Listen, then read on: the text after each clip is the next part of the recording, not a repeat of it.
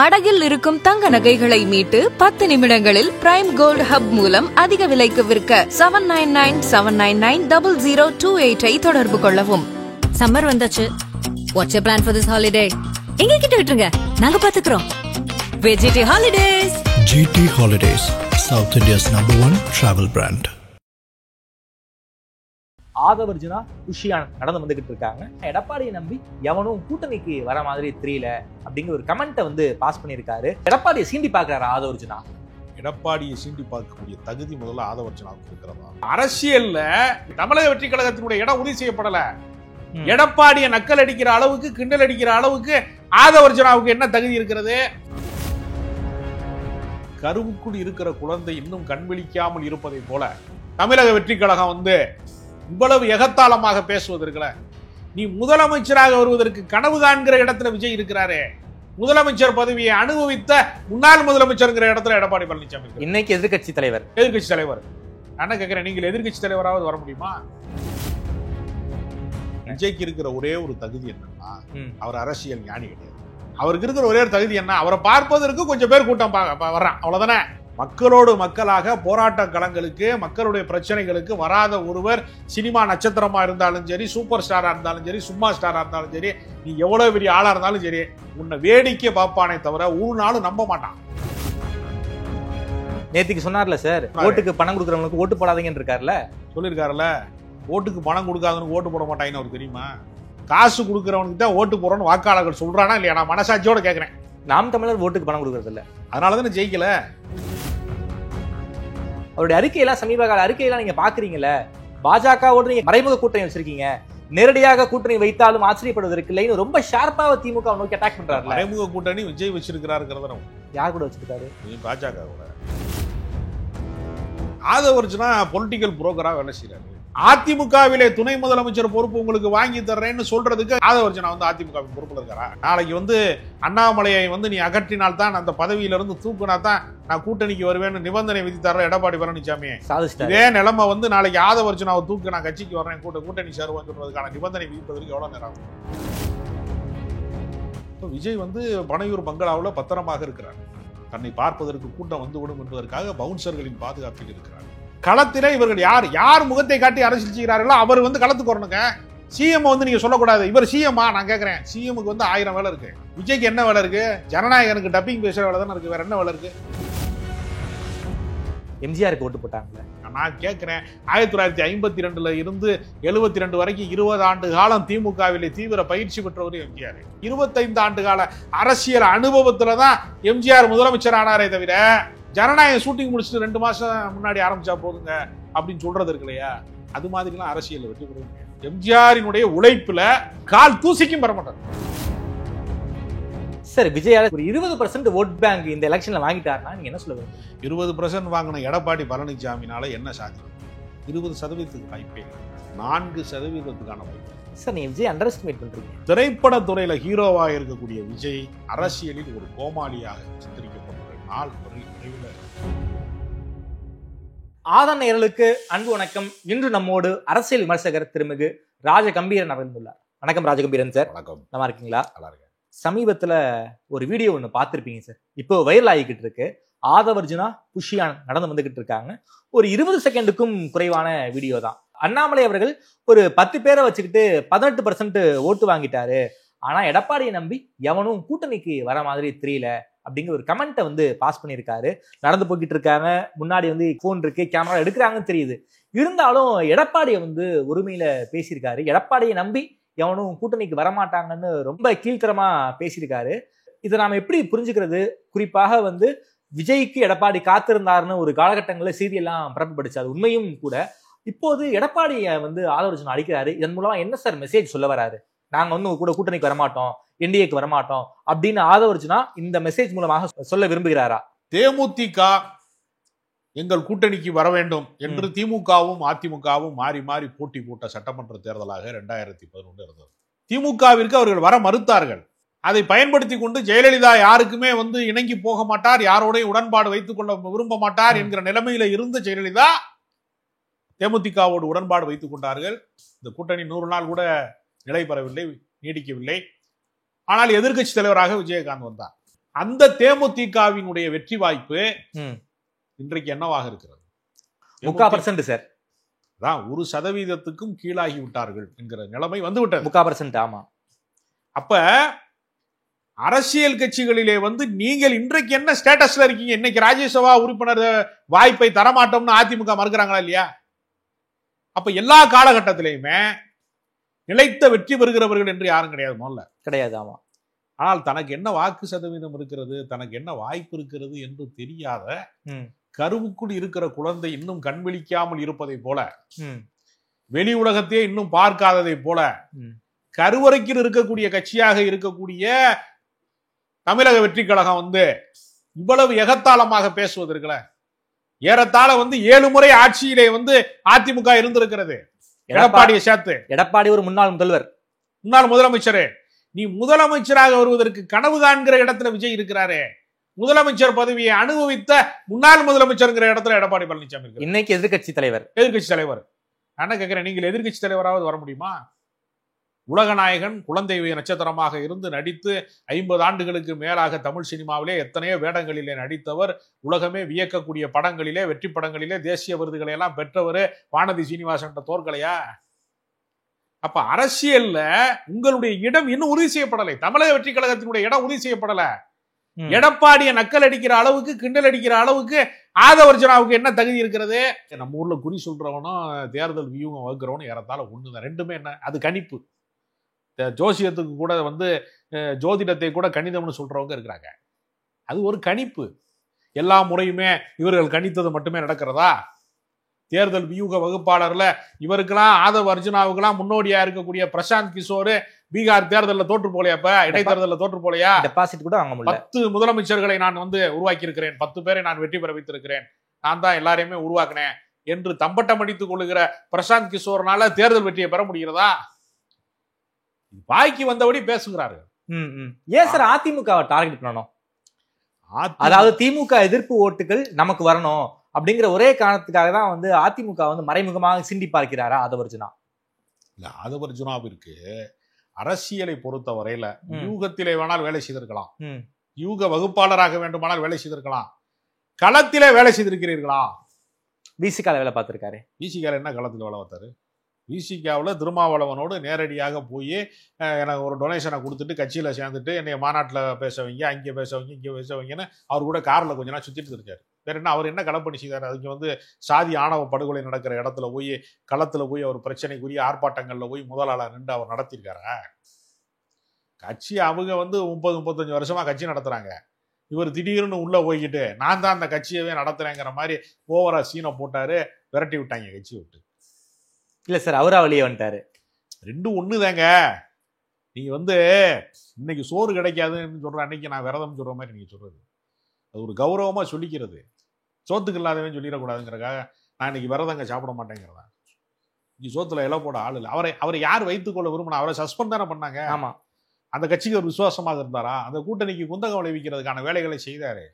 சாதி என்பது 2000 காலத்து பிரச்சனை. அது ஆண்டாண்டு காலமாக நூற்றாண்டுகளை கடந்து 1000 ஆண்டு கால பிரச்சனை. அது வேங்கை வெயில்ல எவனோ ஒருத்தன் விபரீதமான ஒரு இதுல இறங்கிட்டாங்கிறதுக்காக திமுகவா சாதியை கண்டுபிடிச்சான்? திமுக காரனா அது காரணம்? சரி, இவர்கள் எல்லாம் சாதி எதிர்ப்பாளர்களா? வேங்கை வெயில் பிரச்சனையை மையமாக வைத்து அரசியல் விளையாட்டில் ஈடுபடுகிறவன் எல்லாருமே சனாதனத்தை எதிர்க்கிறவனா? சாதிய ஏற்றத்தாழ்வுகள் இருக்கக்கூடாது என்று சொல்லுகிறவனா? சாதி ஒழிப்பு போராளியா? கிடையாதுல. அம்பேத்கரை ஏற்றுக்கொள்கிறவனா? சும்மா உதட்டு சாயம் மாதிரி ஏதாவது ஒரு கருத்தை நீங்களா பேசலாம். உங்களுடைய உண்மையான உள்ளம் என்னவாக இருக்கிறது? ஒரே ஒரு நாள் அம்பேத்கர் புத்தகத்தை நாங்க வெளியிடுறோம் அப்படிங்கிறதுக்காக ஒரு நாள் நீங்க சீன் போட்டீங்க. அதுக்கு பின்னாடி நடந்த பட்டியலின மக்களுக்கு நேர்ந்த பாதிப்புகள் குறித்தோ வன்கொடுமைகள் குறித்தோ ஏதாவது குரல் கொடுத்திருக்கிறீர்களா? களத்துக்கு போயிருக்கிறீர்களா? எதுவுமே கிடையாது. அதாவது ஒரு லெட்டர் பேடு கட்சிக்காரன் கூட ஒரு 100-150 பேர், ஒரு 500 பேர் அதிகமா இருக்கிற லெட்டர் பேடு கட்சிக்காரன் கூட ஒரு 100-150 பேரை 2-3 வேனை பிடிச்சி ஏத்திட்டு போய் வாடகைக்கு போராட்டம் பண்ணுவான். ரோட்டை மறிப்பான், சாலை மறியல் பண்ணுவான். ரஜினிகாந்த் வீட்டுக்கு முன்னாடி கருப்பு கொடி ஏந்துவான். சிறிய கட்சிகளா இருக்கிறவன் கூட பல பெரிய போராட்டங்களை நடத்தியிருக்கான். ஆமா, மாபெரும் கட்சிகள் நடத்த முடியாத போராட்டங்களை சிறிய கட்சிகள் நடத்தியிருக்கான். அண்ணன் வேல்முருகன் டோல்கேட் உடைக்கலையா? எத்தனையோ கட்சிகள் உடைத்திருக்கிறாங்க, எவ்வளவு கட்சிகள் போராடி இருக்கிறாங்க. ஆனா திராவிடர் கழகத்துல என்ன லட்சக்கணக்கான பேரா இருக்கான்?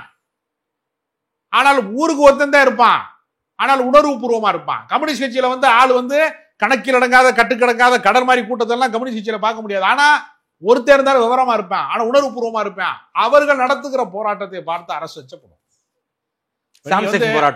சாம்சங் போராட்டம் ஏன் இப்ப அனகாபுத்தூர்ல வந்து வெளியேற்றப்படுகிற வீடுகள் வெளியேற்றப்படுகிறார்கள்ங்கிறதுக்கு போய் திருமுருகன் காந்தியில இருந்து எல்லா தலைவர்களும், ஜவாஹிர்லால இருந்து சண்முகத்துல இருந்து சிபிஎம் மாநில செயலாளர் சண்முகத்துல இருந்து எல்லாரும் போறாங்கல்ல. விஜய் போனாரா? எங்கே மக்களுக்கு பாதிப்பு இருக்கிறதோ எங்க அவரு போனா கூட்டம் வந்திருக்கிறாங்க சார், மக்கள் வந்துருவாங்க, அவருக்கு பாதுகாப்பு இல்லாம போயிருங்கிறாங்க. விஜய்க்கு இருக்கிற ஒரே ஒரு தகுதி என்னன்னா, அவர் அரசியல் ஞானி கிடையாது. அவர் மார்க்சியமோ பெரியாரியமோ புரட்சிகர தத்துவங்களையோ கரைத்து குடித்தவர் கிடையாது. அடிப்படை அறிவே அவருக்கு அரசியலில் இன்னும் போதுமான அளவுக்கு வந்து சேர்ந்ததா என்று புரிதல் இருக்கிறதா என்று யாருக்குமே தெரியாது. அவருக்கு இருக்கிற ஒரே ஒரு தகுதி என்ன, அவரை பார்ப்பதற்கு கொஞ்சம் பேர் கூட்டம் வர்றான், அவ்வளவுதானே. அந்த கூட்டம் அந்த கூட்டத்தையும் வரக்கூடாது, பார்க்க கூடாதுன்னு நினைக்கிறாருன்னா இவர் அரசியல் எப்படி வெல்வாரு? எம்ஜிஆருக்கு வராத கூட்டமா, நடிகர்களுக்கு வராத கூட்டமா? மெரினாவில் வந்து ஜல்லிக்கட்டு போராட்டம் நடந்துச்சு, எத்தனை பேர் லட்சக்கணக்கில் திரண்டான். எல்லா நடிகர்களும் தான் இன்னைக்கு வந்தாங்க. விஜய் மட்டும் வந்தாரு, நயன்தாரா வந்தாங்க, வந்து எத்தனை பேர் ராகவா லாரன்ஸ் வந்தாரு, எவ்வளவு பேர் வந்தாங்க. அதனால அவர்கள்லாம் தலைவர்கள் ஆயிட்டாங்கன்னு சொல்ல முடியுமா? இல்ல. கூட்டத்திலே எல்லாரும் கூடுவார்கள், கூடி கூடி கலைவார்கள். யார் நிலை பெறுகிறார்கள் ஒரு அரசியல் தத்துவத்திலே, யார் நிலை பெறுகிறார்கள், யார் நீடிக்கிறார்கள், யார் செயல்படுகிறார்கள், யார் போராட்ட களங்களுக்கு வருகிறார்கள், அவங்கதான் அரசியலை முன்னகர்த்த முடியுமே தவிர கும்பலா கூடி கூடி கலைகிறான்னா கோயில் திருவிழாவுக்கு கூடுவான், மதுரையில கள்ளழகர் ஆத்துல இறங்குறான்னா கூடுவான், மயிலாப்பூர்ல வந்து 63 திருவிழாவுக்கு கூடுவேன், வேளாங்கண்ணில வந்து அன்னை மாதா திருவிழாவுக்கு கூடுவான். எல்லாத்துக்கும் தான் கூட்டம் வராது. இடம் எங்க இருக்கிறது? தினசரி சாயங்காலம் போனீங்கன்னா மெரினா பீச்சில் தான் கூடுவான். சுண்டல் விற்கிற இடத்துல கூட தான் கூட்டமா இருக்கு. அதனால சுண்டல் விற்கிறவர் தான் மெரினா பீச்சில் அந்த பகுதி சேப்பாக்கம் தொகுதிக்கு எம்எல்ஏ வருவார்னு சொல்றதா? என்னது? கூட்டத்துக்கு கூடுவதனால ஒரு மாற்றம் நிகழும் என்பது என்ன வகையான நியாயம் சார்? விஜயால ஒரு 20% ஓட்டு வரைக்கும் வாங்க முடியும். விஜய்க்கு ஒரு அறிமுகமே தேவையில்லை. திருத்தணியில ஆரம்பிச்சு கன்னியாகுமரி வரைக்கும் அவருக்கு ஒரு ஓட் பேங்க் இருக்குங்கிறாங்க சார். இது ஒன்றும் சினிமா கிடையாதுங்க. சினிமாவில் வந்து நீங்க 200 ரூபா டிக்கெட்டை கொடுத்து வந்து படம் பார்ப்பான். விஜய் நல்லா டான்ஸ் ஆடுறாரு, நல்லா குத்துப்பாட்டுக்கு ஆடுறாரு, அவரே சொந்த குரல்ல பாடுறாரு, ஆக்ஷன் சீன் நல்லா வந்து அலப்பறையா பண்றாருன்னு பார்க்க வருவேன். 200 ரூபா கொடுத்துட்டு வருவான், 500 ரூபா செலவு பண்ணி படம் பார்க்க வருவேன். ஓட்டு கேட்க போனீங்கன்னா எனக்கு 500 ரூபா கொடுறான்னு கேட்பேன். விஜய் கொடுக்க மாட்டாரா? விஜய் கொடுக்கறதுக்கு தயாரா இல்லையா? வந்து சொல்றாரு, நேத்திக்கு சொன்னார்ல சார். என்ன சொன்னார்? ஓட்டுக்கு பணம் கொடுக்குறவங்களுக்கு ஓட்டு போடாதீங்கன்னு இருக்காருல்ல, சொல்லியிருக்காருல்ல. ஓட்டுக்கு பணம் கொடுக்காதவனுக்கு ஓட்டு போட மாட்டாங்கன்னு அவருக்கு தெரியுமா? வாக்காளர்கள் மனநிலை அவருக்கு தெரியுமா? எந்த கட்சிக்காரன், நான் சொல்றேன் எல்லா தத்துவங்களையும் விட்டுருங்க, திமுக, அதிமுக, கம்யூனிஸ்ட், முற்போக்கு, பிற்போக்கு, பாஜக, வலதுசாரி, இடதுசாரி, எல்லாருமே காசு கொடுக்குறவனுக்கு தான் ஓட்டு போறோன்னு வாக்காளர்கள் சொல்றானா இல்லையா? நான் மனசாட்சியோட கேட்கிறேன். நான் அரசியல் எந்த சார்பு நிலைக்கு அப்பாற்பட்டு கேட்கிறேன். ஓட்டுக்கு பணம் வாங்காம ஓட்டு போடுறதுக்கு வாக்காளர்கள் தயாரா இருக்கானா? ரொம்ப விதிவிலக்கா இந்த பிடிஆர் பழனிவேல் தியாகராஜன் மாதிரி 1-2 பேர், சில வேட்பாளர்களுக்கு இந்த கம்யூனிஸ்ட் கட்சி வேட்பாளர் மாதிரி 1-2 விதிவிலக்குகள் இருக்கு. நாம் தமிழர் ஓட்டுக்கு பணம் கொடுக்கறது இல்லை, அதனாலதானே ஜெயிக்கல. எல்லா காசையும் வெளிநாட்டுல இருந்து வசூல் பண்ணி அவங்களே வச்சு தின்னுக்கிட்டாங்கன்னா மக்களுக்கு கொடுக்கணுங்கிறான்ல. எனக்கு நீ சம்பாதிக்கல, எனக்கு கொஞ்சம் கொடுப்பா, கொடுக்குறவனுக்கு தான்ப்பா ஓட்டு போட முடியுங்கிறான்ல. கொடுக்குற அளவுக்கு வரலங்கிறாங்க சார். கொடுக்குற அளவுக்கு வரல, நீனே வாங்கி, நீனா கார் வாங்கிக்கிற, ஈசிஆர்ல பங்களா வாங்கிக்கிறேன்னு கேட்கறான்ல. இருக்கிறது வாடகை வீடு என்று சொல்லி கொடுக்குறாரு. அது உண்மையாது. கொடைக்கானல்ல சொத்து வாங்கின தகராறுல தான் கட்சிக்காரனே நீக்கினார். அதற்கு பத்திரம் பதிஞ்சவன், சொத்துக்கு வந்து எல்லா பதிவு வேலைகளும் பார்த்தவன் எனக்கு நண்பன், திண்டுக்கல் மாவட்ட செயலாளர், நாம் தமிழர் கட்சி விட்டு வெளியேறிட்டான். எத்தனையோ பேர் சொல்றாங்க, அந்த ரெக்கார்டெல்லாம் வெளியிட்டாங்க. எல்லா கட்சிக்காரனுக்கும் என்ன லட்சணத்தில் இருக்கிறார்கள்னு மக்களுக்கு தெரியும். சரி, யாரையும் நீங்கள் புனிதப்படுத்த முடியாது. மக்களோடு மக்களாக போராட்ட களங்களுக்கு, மக்களுடைய பிரச்சனைகளுக்கு வராத ஒருவர் சினிமா நட்சத்திரமா இருந்தாலும் சரி, சூப்பர் ஸ்டாரா இருந்தாலும் சரி, சும்மா ஸ்டாரா இருந்தாலும் சரி, நீ எவ்வளவு பெரிய ஆளா இருந்தாலும் சரி, உன்னை வேடிக்கை பார்ப்பானே தவிர ஒரு நாளும் நம்ப மாட்டான். அதுக்கு தான் சமகால உதாரணம் உலகநாயகன் கமலஹாசன், கடந்த கால உதாரணம் வந்து சிவாஜி கணேசன். சிவாஜி கணேசனால வெல்ல முடிந்ததா? டெபாசிட் கூட வாங்க முடியல சார். நீங்க கமலஹாசனையும் சிவாஜியையும் பாக்குற மாதிரி விஜய பார்க்க முடியாது சார். விஜய் இன்னைக்கு டாப் ஸ்டார் சார், சூப்பர் ஸ்டாருடைய பிசினஸ் எல்லாம் மிஞ்சிட்டாரு சார். அவர் அரசியல் பேசுறாரு, திமுகவுக்கு எதிராக மிக கூர்மையான விமர்சனங்களை வைக்கிறாரு. அவருடைய அறிக்கையெல்லாம், சமீப கால அறிக்கையெல்லாம் நீங்க பாக்குறீங்களே. பாஜகவோடு நீங்க கள்ள கூட்டணி வச்சிருக்கீங்க, நீங்க மறைமுக கூட்டணி வச்சிருக்கீங்க, நேரடியாக கூட்டணி வைத்தாலும் ஆச்சரியப்படுவதற்கு இல்லைன்னு ரொம்ப ஷார்ப்பாக திமுக நோக்கி அட்டாக் பண்றாரு. மறைமுக கூட்டணி விஜய் வச்சிருக்கிறாருங்கிறத உண்மை. யார் கூட வச்சிருக்காரு? பாஜக கூட. பாஜக பாஜகவை என்றைக்காவது கடுமையா கண்டித்திருக்கிறாரா? திமுக கொள்கை எதிரின்ட்டார் சார். பாஜக முதல்ல தானே சொல்றீங்க. களத்திலே நீங்கள் அவரை எதிரியாக கருதி நீங்கள் களத்திலே செய்த சாதனை என்ன? நான் கேட்கிறேன், மும்மொழி கொள்கை ஒரு கொள்கை இருக்கல. இந்தி திணிப்பை மீண்டும் திணிப்பதற்கு, மூன்றாவது மொழியை திணிப்பதற்கு முன்முயற்சி செய்யறாங்கல்ல. ஆமா. அதற்கு எதிராக ஏன் மத்திய அரசினுடைய அலுவலகங்களுக்கு முன்பு மிகப்பெரிய இளைஞர் படையை வைத்திருக்கிற, மிகப்பெரிய இளைஞர் சக்தியை வைத்திருக்கக்கூடிய விஜய் ஏன் ஆர்ப்பாட்டம் நடத்தல? ஏன் சிறை நிரப்பும் போராட்டம் நடத்தல? ஏன் களத்துக்கு வரவே இல்லை? இது போன்ற பல கேள்விகள் இருக்கிறது. சும்மா அறிக்கை விடுறேன், எக்ஸ் தளத்துல அறிக்கை விடுறேன். எக்ஸ் தளத்துல அறிக்கை விட்டா தெருவோரத்துல இருக்கிறவன் சாமானியனுக்கு போய் சேருமா? சார், அதிமுகவை ஆதவர்ஜுனா அட்டாக் பண்ணியிருக்காரு. இதை பத்தி சீமான்ட்ட கேட்கும் போது, நீங்க அதிமுக கூட்டணிக்கு வாங்க, உங்களுக்கு துணை முதல்வர் பதவி வாங்கி தரேன் அப்படின்னு ஆதவர்ஜுனா சொன்னதாக இன்னைக்கு பிரஸ் மீட்ல ஓப்பனா வச்சிருக்காரு. ஆதவர்ஜுனா என்னதான் சார் வேலை பார்த்துக்கிட்டு இருக்காரு?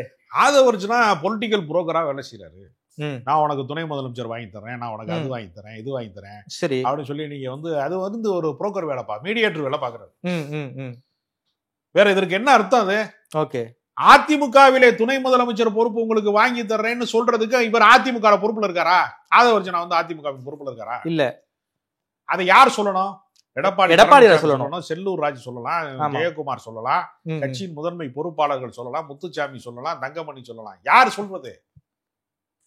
இப்ப ஆதவர்ஜுனாவுடைய வேலை என்னன்னா, இந்த கட்சிகளை எல்லாம் கலைத்து விளையாடுகிற விளையாட்டை ஒரு விசிகாவில் நிகழ்த்த பார்த்தாரு. திருமாவளவன் விழித்துக் கொண்டார், வெளியேற்றப்பட்டார். விவரம் இல்லாதனால விஜய் அவரை கட்சியில சேர்த்திருக்காரு. அவர் என்னமோ அவர் தான் கட்சியை நடத்துறது மாதிரி ஒரு தோற்றத்தை உருவாக்குவதற்கு முயற்சிக்கிறார். எடப்பாடி பழனிசாமியை எகத்தாளம் பேசுவதன் மூலமாக தமிழக வெற்றி கழகம் அடையக்கூடிய அரசியல் லாபம் என்ன நான் கேட்கிறேன். ஒண்ணும் இல்லையா? ஒண்ணுமே கிடையாது.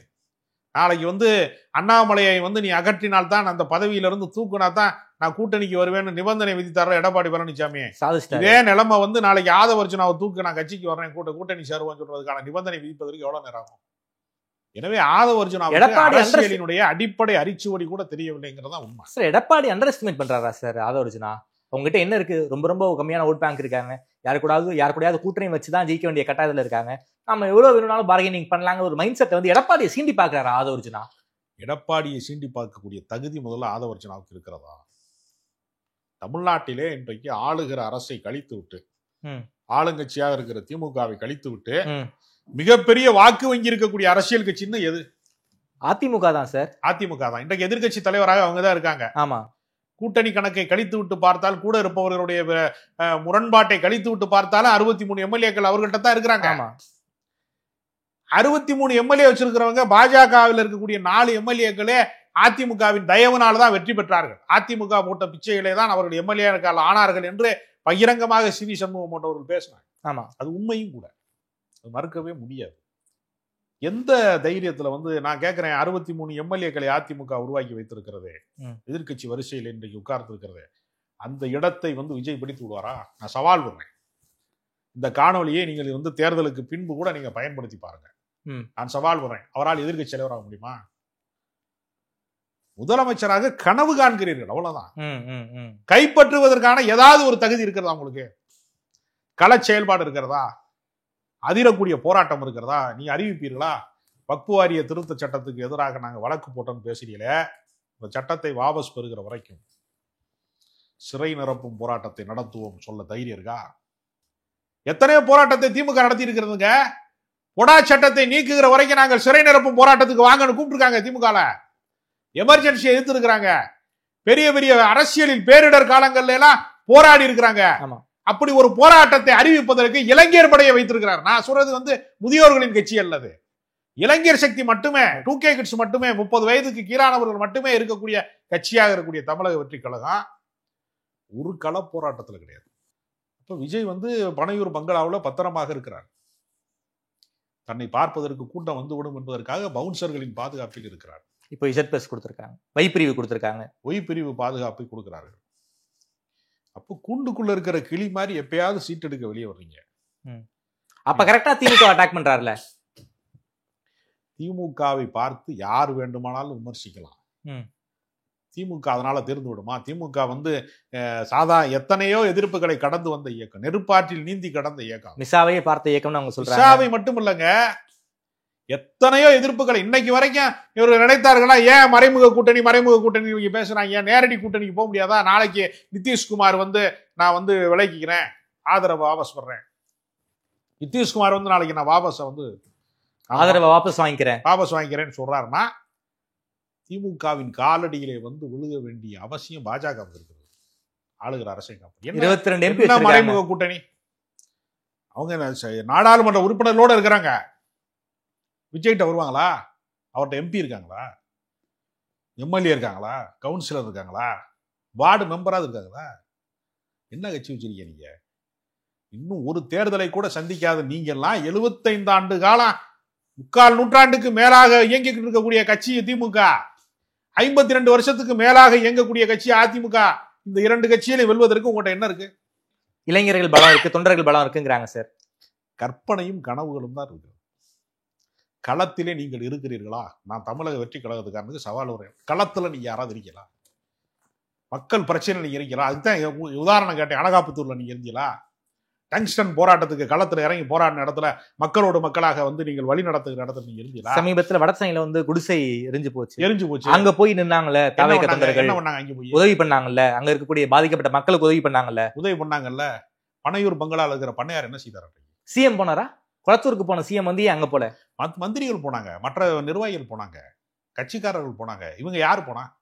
புஷியானந்த் என்ன செஞ்சாரு? அதை பிரச்சனையாக்குவதற்கு, அரசியலாக்குவதற்கு போனாங்களே தவிர, களத்திலே இவர்கள் யார் முகத்தை காட்டி அரசியல் செய்கிறார்களோ அவர் களத்துக்கு வரணுங்க. சிஎம் நீங்க சொல்லக்கூடாது இவர் சிஎம்மா. நான் கேட்கிறேன், சிஎம்க்கு 1000 வேலை இருக்கு. விஜய்க்கு என்ன வேலை இருக்கு? ஜனநாயகனுக்கு டப்பிங் பேசுற வேலை தானே இருக்கு. வேற என்ன வேலை இருக்கு? விஜய் என்ன செய்யறாரு? விவசாயம் பாக்குறாரா? தொழிற்சாலை நடத்துறாரா? என்ன செய்யறாரு? சினிமால எவனோ கதை எழுதுறான், யாரோ மேக்கப் போடுறான், யாரோ இசையமைக்கிறான், யாரோ பாட்டு எழுதுறான், யாரோ எடிட் பண்றான். நீ ஒரு பத்திரமா ஒரு கேரவன்ல உட்காந்துக்கிட்டு இடையில 2 டைலாக் பேசிட்டு மறுபடியும் கேரவன்ல ஏறி போறீங்க. உங்களுக்கு என்ன வேலை இருக்குன்னு நான் கேட்கிறேன். என்னைக்காவது ஒரு நாள் விசேஷத்துக்கு வர்றது மாதிரி மாசத்துல நீங்க காலண்டர் எடுத்து பாத்தீங்கன்னா வருடாந்திர விடுமுறை நாட்கள்னு வச்சிருப்பாங்க. காலண்டருக்கு பின்னட்டியில அரசு விடுமுறை நாட்கள், இந்து பண்டிகைகள், இஸ்லாமிய பண்டிகைகள், கிறிஸ்தவ பண்டிகை வச்சிருப்பாங்க. வருஷத்துல இத்தனை நாள் விடுமுறை. அது மாதிரி ஒரு மாசத்துல வருஷத்துல நான் 10 நாள் மட்டும்தான் நான் களத்துக்கு வருவேன்னு சொல்லக்கூடிய ஒருவரை நம்பி கொண்டு இந்த நாட்டினுடைய எல்லா அதிகாரத்தையும் ஒப்படைச்சிருவாங்களா? மக்களே, வாக்காளர்கள் ஒப்படைச்சிருவாங்களா? தமிழ்நாட்டில் இருக்கக்கூடிய எல்லா வாக்காளர்களுமே விஜய் ரசிகர்களா? நான் கேட்கிறேன். ரசிகர் மன்ற தேர்தலா? இது சட்டமன்ற தேர்தலா? ரசிகர் மன்ற தேர்தலாங்க. சட்டமன்ற தேர்தல் தான். அப்ப ரசிகர் மன்றத்தை மட்டுமே வைத்துக் கொண்டு நீங்க என்ன செய்ய முடியும்? கோழி முட்டையில புல் புடுங்கிற வேலையா உங்களுக்கு? களத்துக்கு வராத ஒருவரை எப்படி மக்கள் நம்புவான்? உண்மையிலே களத்துக்கு போன கமலஹாசனே நம்பலங்க. தூத்துக்குடி துப்பாக்கி சூட்டு சம்பவத்துக்கு முன்னாடி அந்த காப்பருக்கு எதிரான போராட்டம் நடந்துச்சுல, ஸ்டெர்லைட் போராட்டம் நடந்துச்சுல, ஸ்டெர்லைட் போராட்டத்துக்கு களத்துக்கு உண்மையிலே கமலஹாசன் வந்தாரு. களத்துக்கு வந்த கமலஹாசனை மக்கள் நம்பல. கோவை இதுல அந்த தொகுதியில சட்டமன்றத்துக்கு அவர் நிக்கிற போதே சேராட்டால ஏறி போனார். மக்களா தன்னை மக்களோடு ஐக்கியப்படுத்திக் கொள்ள முயற்சியாக செய்தார். நான் சொல்றேன், கமல் பண்ணாரு, செய்தாரு. நீங்க தனி விமானத்துல போறது, சொகுசா இருக்கிறது, நான் ஷூட்டிங் போறேன் என்னை ஃபாலோ பண்ணி வராதிங்கிறது, இதெல்லாம் மக்களோட உங்களை எப்படி ஐக்கியப்படுத்தி, போலீஸ் இல்லாம ரோட் ஷோ போறது, திடீர்னு மரக்கிளையில இருந்து ஒருத்தன் குரங்கு மாதிரி குதிக்கிறது, இதெல்லாம் வச்சு கொண்டு எனக்கு என்ன அரசியல் செய்ய முடியும்? பால் பீச்சிலாம் அடிக்கிறாங்க சார். ஆமாங்க, கட் அவுட்டுக்கு எப்படி பாலாபிஷேகம் பண்ணுவாங்க அதே மாதிரி விஜய்க்கு பாலால அபிஷேகம். நான் என்ன சொல்றேன்னா, இப்ப சர்க்கஸ்ல ஒருத்தன் சாகசம் பண்றான், சைனா சர்க்கஸ் போடுறாங்க, டிக்கெட் போட்டு திருவிழாக்கள்ல அதுல போடுறாங்க, பெரிய மைதானங்கள்ல சர்க்கஸ் போடுறாங்க. அவன் ரொம்ப நல்ல சாகசம் செய்யறாங்கிறதுக்காக அந்த தொகுதிக்கு சட்டமன்ற உறுப்பினர் ஆக்கிடுவாங்களா? மாட்டாங்க சார். ஒரு கிராமத்துல ஒருத்தன் பயங்கரமா சர்க்கஸ் பண்ணி காட்டுறான், கம்பி மேல எல்லாம் நடக்கிறான், சவுக்காலையெல்லாம் அடிக்கிறாங்கிறதுக்காக வேண்டி, சவுக்கால அடிச்சு தானே அண்ணாமலை காலியானாரு, கம்பி மேல நடக்கிறான் சர்க்கஸ்காரன் அப்படிங்கிறதுக்காக அந்த ஊர் தலைவராக்குவாங்களா? நிச்சயமா மாட்டாங்க. அதே நிலைமை தாங்க விஜய். விஜயினுடைய வித்தையை ரசிப்பார்கள், அதை நம்பி யாரும் வாக்களிக்க மாட்டாங்க. எம்ஜிஆருக்கு ஓட்டு போட்டாங்களே, எம்ஜிஆர் வரலாறு தெரியாத முட்டாள்கள் இதை திரும்ப திரும்ப முன்னுதாரணமாக பேசிக்கிட்டே இருக்காங்க. நான் கேட்கிறேன், 1952 இருந்து 72 வரைக்கும் 20 ஆண்டு காலம் திமுகவிலே தீவிர பயிற்சி பெற்றவர் எம்ஜிஆர். 5 ஆண்டு காலம் தனி கட்சியில மிக தீவிரமாக களப்பணி ஆற்றியவர் எம்ஜிஆர். 25 ஆண்டு கால அரசியல் அனுபவத்துலதான் எம்ஜிஆர் முதலமைச்சர் ஆனாரே தவிர, ஜனநாயகம் ஷூட்டிங் முடிச்சுட்டு 2 மாசம் முன்னாடி ஆரம்பிச்சா போதுங்க அப்படின்னு சொல்றது இருக்கு இல்லையா? அது மாதிரிலாம் அரசியல் வெற்றி பெற முடியாது. ஓகே, எம்ஜிஆர் சினிமாவில் நடிச்சுக்கிட்டே டைரக்டர் சிஎம் ஆகலங்கிறீங்க. எம்ஜிஆரினுடைய கால் தூசிக்கு விஜய் பெற மாட்டாருங்க. எழுதி வச்சுக்கோங்க, எம்ஜிஆரினுடைய உழைப்புல ஒரு கால்வாசி கூட விஜய் பெற மாட்டாரு, கால் தூசிக்கும் பெற மாட்டாரு. சமீபத்துல ஆதரவு இன்னொரு பிரஸ் மீட் கொடுத்திருந்தாரு சார். திமுக எப்போதும் 2வது முறையாக வெற்றி பெற்றதாக சரித்திரம் கிடையாது. எப்படி கடந்த நாடாளுமன்ற தேர்தலில் பாஜக 400 வெல்வோம்னு சொல்லி அவங்களுக்கு பேக் ஃபயர் ஆச்சோ, அதே மாதிரி திமுக வந்து இப்போ 200 வெல்வோம்னு சொல்றாங்க, அவங்களுக்கு அது பேக் ஃபயர் ஆகும். திமுகவுக்கு 2011 என்ன ரிசல்ட் கிடைச்சதோ அதே ரிசல்ட் தான் கிடைக்கும். திமுகவையும் அட்டாக் பண்ணியிருக்காரு. 200 வெல்வோம்னு இருமாப்பாட சொல்றாரு. அதான் நடக்காதுங்கிறாரே சார். 67 அண்ணா வெற்றி பெற்றார்ல. ஆமா. மறுபடியும் அவருடைய மரணத்துக்கு முன்பு கலைஞர் பதவி ஏற்றார்ல. ஆமா. அதற்கு அடுத்த சட்டமன்ற தேர்தல் இருக்குல்ல. ஆமா. அந்த சட்டமன்ற தேர்தல் யார் ஜெயிச்சா? 5 ஆண்ட கலைஞர் கம்ப்ளீட் பண்ணலையே. இல்லங்க, 71 யாரு ஜெயிச்சா? திமுக தான் ஜெயிச்சது. அப்ப ரெண்டு முறை தொடர்ச்சியா திமுக வரலன்னு எந்த முட்டாள் சொன்னது? 2 முறை திமுக வெல்லாது என்பது முதல்ல தவறானதுங்க. 67 தேர்தல்ல வெற்றி பெற்றவர்கள் மறுபடியும் 71 மறுபடியும் வெற்றி பெற்றிருக்காங்க. அதான அரசியல். வரலாறு தெரியாம பேசக்கூடாதுல. அது 5 ஆண்ட முழுசா கம்ப்ளீட் பண்ணல சார். அது கம்ப்ளீட் பண்றத பத்தியா நமக்கு பேச்சு. 2வது முறை ஆட்சிக்கு வராதுன்னு பேச்சு. கம்ப்ளீட் பண்றாங்களா இல்லையா? கம்ப்ளீட் பண்ணாதுக்கு திமுக காரணம், மத்திய அரசாங்கம் காரணம். ஆட்சியை கலைச்சிக்கிட்டே இருந்தாங்க அந்த காலத்துல. அதெல்லாம் ஒரு காரணம். 2வது முறை ஆட்சி முடித்தார்களா இல்லையா? பிடிச்சாங்க. அப்புறம் ஏன் வராது? இப்ப இன்னும் சொல்றேன், இப்ப இந்த 2026 தேர்தலில் மீண்டும் திமுக தான் வரும். எந்த எதிரி கட்சிகளா இருக்கிறவங்க, எதிர்கட்சியா இருக்கிறவங்க எல்லாருமே இன்னைக்கு வரைக்கும் யாரு மதில் மேல் பூன மாதிரி இருக்கான். விஜய் எங்கே போறாரு, சீமான் எங்கே போறாரு, அவரு பாஜக கூட்டணி நீடிக்குமா, இந்த நிலைமை எல்லாருமே இவங்க பூராமே என்ன பண்றாங்கன்னா, உன்னால நான் கட்டேன் என்னால நீங்க கட்டேன்னு கட்டிப்பிடிச்சு அழுகிற இடத்துல தான் இருக்காங்க. தவிர எதிர்கட்சிகள் கிட்ட ஒற்றுமை இல்லைங்கிறது இல்ல. இவங்களுக்கு ஒன்றுவோட சாத்தியமே இல்லையே. ஒரு கொள்கை வேணும், ஒரு கோட்பாடு வேணும். திமுக பூக்களா இருக்கான், ஒரு மாலையா இல்ல எவனுமே. திமுக எதிர்ப்புங்கிற ஒரு கொள்கைக்கு கீழே அதிமுக பாஜக வந்துட்டாங்கல்ல. அதே போல பாமக வருவாங்க, தேமுதிக வருவாங்க. திமுகவை எதற்காக எதிர்க்க வேண்டும் என்று மக்கள்கிட்ட சொல்லணும். திமுக எதிர்ப்பு என்பது வெற்றி பெறாது. திமுகவை இன்னும் காரணம், ஈழத்தமிழர் பிரச்சனையில திமுக காங்கிரஸ் கூட்டணியில நீடித்தது ஒரு காரணம் இருந்துச்சு, மக்கள் தோற்கடிச்சான். இப்போ டாஸ்மாக் ஊழல், அமலாக்கத்துறை ரைடு, அதுக்கெல்லாம் ஆதாரம் எங்க இருக்கு? மணல் கொள்ளை. என்ன இது மணல் கொள்ளை அதிமுக ஆட்சியில் இல்லையா? டாஸ்மார்க் ஊழல் அது இன்னும் சொல்ல போனா டாஸ்மார்க்கினுடைய எஃப்ஐஆரே 2017க்கான பழைய எஃப்ஐஆரை வச்சுதான் வழக்கே போட்டிருக்காங்க. எல்லாமே பழைய வழக்கு தான். இந்த ஆட்சியில ஒரு எஃப்ஐஆர் கூட இல்ல டாஸ்மார்க் சம்பந்தமான பிரச்சனை. லஞ்ச ஒழிப்புத்துறையின் வழக்குல இருக்குது. உச்சநீதிமன்றம் கண்டித்திருக்கிறது. லஞ்ச ஒழிப்புத்துறை ஒரு மாநில விசாரணை அமைப்பு உள்ளே இருக்கிற போது நீங்க எதுக்காக போய் அமலாக்கத்துறை தேவையில்லாம தலையிட்டீங்க, செல்போனை கொடுங்க, உதயநிதி போட்டாருக்கான்னு பார்த்துட்டு தானேன்னு சொல்ற இடத்துலதான் இருக்கான் விசாரணையில. ஒரு ஆதாரத்தையும் சமர்ப்பிக்க முடியல. சும்மா வாய்க்கு வந்ததெல்லாம் சொல்லுவான். ஏற்கனவே இவங்க சொன்னவங்க தானே 1,75,000 கோடியை அடிச்சிட்டாங்கன்னு உலகம் பூரா பரப்பி அலைக்கற்றை ஊழல் அப்படி இப்படின்னு பரப்பி உச்சநீதிமன்றத்தில் நின்றுச்சா வழக்கு? தள்ளுபடி ஆச்சா இல்லையா? மறுபடியும் நீங்க மேல்முறையீட்லயும் அது தள்ளுபடி தான் ஆகுது. ஏன் வெற்றி பெற முடியல? அவ்வளவு பெரிய வதந்திய பரப்ப தெரிந்தவர்களுக்கு ஏன் வெற்றி பெற முடியல? ஆதாரம் இல்ல கொடுக்கறது. ஏன் ஆதாரம் இல்ல? கேட்டா விஞ்ஞான ஊழல்ங்கிறாங்க. விஞ்ஞான ஊழல் நான் என்ன கேட்கிறேன்னா, வழக்கு போட்ட முட்டாள்களுக்கு நிரூபிக்கணும்ல. எந்த விசாரணை அமைப்பா இருந்தாலும் நிரூபிக்கணும்ல. அப்ப இதே பொய் தானே இதுவும். 1000 கோடி ஊழல்ங்கிறதும் அதே மாதிரியான ஆதாரமற்ற பொய் தானே. விஞ்ஞான முறையில் ஊழல் செய்தவர் கருணாநிதினு சொன்னாரு, சக்காரியா சொன்னார். சக்காரியா சொல்லவே இல்லைங்க. சக்காரியா சொன்னாருங்கிறது ஒரு பொய்.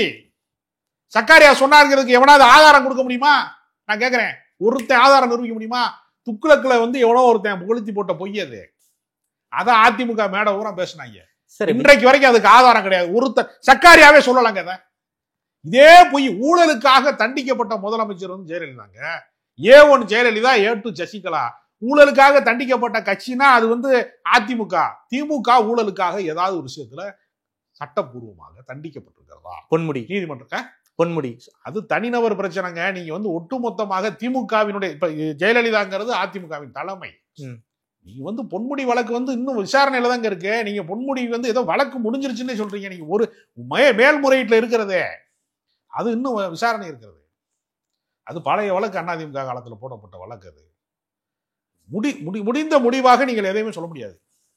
அது விசாரணையில இருக்கிற வரைக்கும் நீங்க யாரையுமே விசாரணைக்கு நிலைமையில இருக்கிற போதே குற்றவாளி என்று அறிவிப்பது இருக்குல்ல. இதைத்தான் இந்த அவசரமாக ஒரு வதந்தியை பரப்புறது இருக்குல்ல, அவசரமாக ஒன்றை சொல்வது இருக்குல்ல, இதைத்தான் அவங்க தேர்தல் உத்திக்கு பயன்படுத்துறாங்க. அமலாக்கத்துறையை வருமான வரித்துறையை, தேர்தல் ஆணையத்தை தங்களுடைய பிரச்சாரத்திற்கான ஒரு வாய்ப்பாக பயன்படுத்திக் கொள்ள பார்க்கிறார்கள். சார் விஜயால சிஎம் ஆக முடியாது சார், எனக்கே தெரியும் சார். ஒரு 20% ஓட் பேங்க் இந்த எலெக்ஷன்ல வாங்கிட்டாருன்னா நீங்க என்ன சொல்ல விரும்புறீங்க? 20% வாங்கின எடப்பாடி பழனிசாமினால என்ன சாதிக்க முடிந்தது? கடந்த நாடாளுமன்றத்தில் ஒரு நாடாளுமன்ற உறுப்பினர் வெற்றி பெறல. 20% வாய்ப்பே இல்லை. 12 வாங்கிட்டாரு சார். 4% வாய்ப்பு சார். நீங்க விஜய் அண்டர் எஸ்டிமேட் பண்றீங்க. களப்பணி இல்லைங்க, கட்டமைப்பு இல்லைங்க சார். எதுவுமே தேவையில்லை சார். விஜய்ங்கிற ஒரு முகம் போதும் சார். எங்க தலைவன் முகம் எங்க பிராண்டுன்னு தாவேக்காரன் வந்து கிரவுண்ட்ல வேலை பார்த்துக்கிட்டு இருக்கான் சார். இது அரசியல் தெரியாதவர்களுடைய கூற்றுதான். அரசியலை பொறுத்தவரையில ரசிகர் மட்டும் ஒன்றும் இல்லை. வருகிற 7ஆம் தேதி வந்து இளையராஜா வந்து கோயம்புத்தூர்ல வந்து இசை நிகழ்ச்சி நடத்துறாரு. கட்டுக்கடங்காத கூட்டம் வருது. இளையராஜா தான் அடுத்த முதலமைச்சர்னு சொல்லுவீங்களா? அப்ப ஏஆர் ரஹ்மானுக்கு உலகம் பூரா வந்து கூட்டம் கூடுது. அப்புறம் ட்ரம்ப் இடத்துக்கு வந்துடுவாருன்னு சொல்லுவீங்களா? அப்ப ஏஆர் ரஹ்மான் அடுத்து இது என்ன பேச்சு? இதெல்லாம் ரோட் ஷோ போனாருங்க மோடி. என்னங்க ஆச்சு தமிழ்நாட்டில்? கன்னியாகுமரியில போய் பாறையில உட்கார்ந்தாரு. என்ன ஆச்சு? ஏதாவது ஆச்சா? ஜீரோ தானே அவரு. இங்க தமிழ்நாட்டுக்கு, இந்தியாவுக்கே ஹீரோவா இருந்தாலும் தமிழ்நாட்டுக்கு பாஜக ஜீரோ தானே. விஜய்க்கினுடைய நிலைமையா அதான். விஜய் வந்து சினிமால ஹீரோவா இருக்கலாம், அரசியல ஜீரோங்கிறீங்க. திரைப்படத்துறையில ஹீரோவா இருக்கக்கூடிய விஜய் அரசியலில் ஒரு கோமாளியாக சித்தரிக்கப்படுற நாள் விரைவில் இருக்கு. ரொம்ப தூரத்துல இல்ல, விரைவில் ஒரு கோமாளியாக. விஜய் கோமாளினா ஆதவர்ஜுனா யார் சார்? கோமாளிக்கு இன்னொரு துணையாக இருக்கிற துணை கோமாளி. ஆதவர்ஜுனா போனாலே அந்த கட்சி வழங்காருங்க.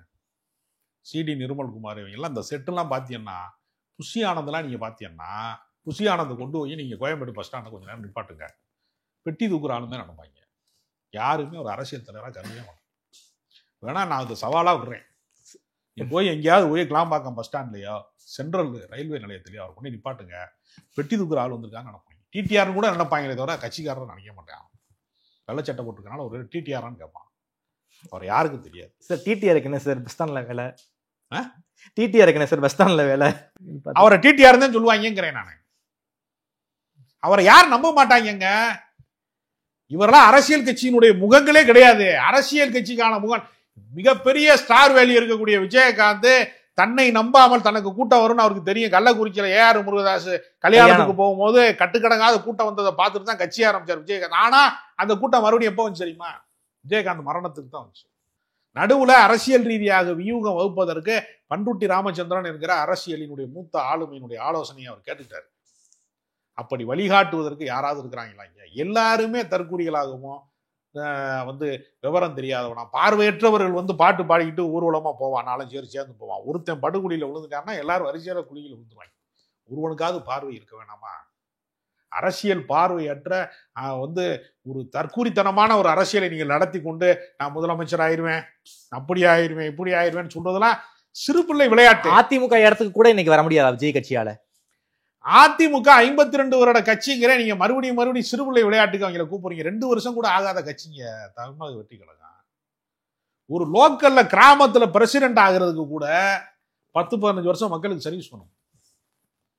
திடீர்னு முளைக்கவே முடியாது. நீ ஒரு பிரசிடென்ட் ஆகி காட்டுங்க லோக்கல், ஒரு ஏரியா கவுன்சிலர் ஆகி காட்டுங்க. அந்த பகுதி மக்களுடைய எல்லா சுக துக்கங்களையும் அவன் பங்கு பெறணும். கல்யாணத்துக்கு போகணும், காது எல்லாத்துக்கும் போகணும், வீட்டுக்கு எல்லா ஜாவு கல்யாணத்துக்கு எல்லாத்துக்கும் போய் நிக்கணும். சும்மா பேருக்கு போய் நிக்க கூடாது. அவனுக்கு அங்க ஜாவு இருக்குன்னா அடக்கம் பண்ண வரைக்கும் நிக்கணும். ஆமா, அப்பதான் அவன் மனுஷனாவே ஏத்துக்குவான். மக்களுடைய நம்பகத்தன்மையை பெறுவது என்பது வேறு. ஒரு மேடை பேச்சாலே நல்லா பேசுறான், கூட்டம் கூடுது, அதனால அவன் முதலமைச்சர் ஆயிரம் சொல்ல முடியுமா? அப்படி வந்திருந்தா வைகோ முதலமைச்சர் ஆயிருப்பார்ல, நாஞ்சில் சம்பத் மந்திரியாவது ஆயிருப்பார்ல, தமிழறிவி மணியே தலைவராயிருப்பார்ல ஏதாவது ஒரு கட்சியில. ஏன் எல்லாருமே தெருவா திரியிறாங்க? சீமான் டயலாக் தானே அடிக்க முடியுது. சீமானால ஒரு சட்டமன்ற உறுப்பினர் ஆக முடிஞ்சா? 15 ஆண்டு காலம் ஆகிவிட்டது. கட்சி ஆரம்பித்து 16 வருடம் ஆகிவிட்டது. 16 வருடத்துல எதுக்குமே வெற்றி பெற முடியல. இவ்வளவு சவுடால் பேசுற, ஏதோ நான் தான் அந்த தமிழுக்கே அத்தாரிட்டி, நான் தான் எல்லாமே அப்படின்னு சொல்லக்கூடிய சீமானால ஒரு தேர்தல் வெற்றி பெற முடியலையே. அதனால விஜய் என்பது ஒரு பகல் கனவு. ஓகே, சினிமா துறையே அவர் விட்டு விடாமல் தொடர்ந்து நடிக்கணும்னு நான் கேட்டுக்கிறேன். அவரால் ஒரு நாள் அரசியல் வர முடியாது. ஓகே சார், நன்றி சார். சமீபத்தில் இந்த ஆதவர்ஜுனா அதிமுகவை நோக்கி அந்த சமீபத்தில் ஆதவர்ஜுனா அவர்கள் எடப்பாடியை உரிமையில பேசியதற்கு எதிராக பல்வேறு கருத்துக்களை வந்து வச்சிருக்கீங்க. எடப்பாடியுடைய உயரத்துக்கு விஜய் கட்சியால கீழே கூட வர முடியாது, விஜயை சுத்தி இருக்கிறவங்க தற்கொலைகள், எடப்பாடியை விமர்சிக்கிற அளவுக்கான தகுதி கூட ஆதவர்ஜுனாவுக்கு கிடையாது. உங்களுடைய அரசியல் பார்வை வந்து ரொம்ப விரிவாக வச்சிருக்கீங்க. நேரில் நேரம் கொடுத்து பேசியமைக்கு நன்றி ராஜகம்பீரன் சார்.